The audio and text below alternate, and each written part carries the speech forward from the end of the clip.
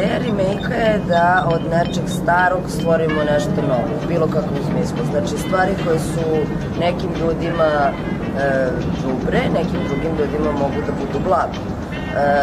Svako sa malo mašte i malo ideje, inspiracije može od bilo čega starog da stvori nešto novo i da posle na to bude ponosan i da prosto taj objekat u koje je uloženo vreme i rad dobije i novu vrednost koja nije vrednost koju imamo od stvari koje samo kupimo.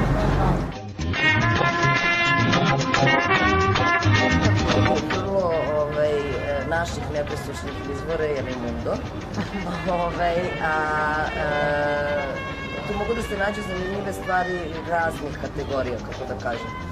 Ali mogu i na raznim otpadima, mogu i po raznim, obično u Srbiji, pored kontejnera, mogu razna blaga da se nađu.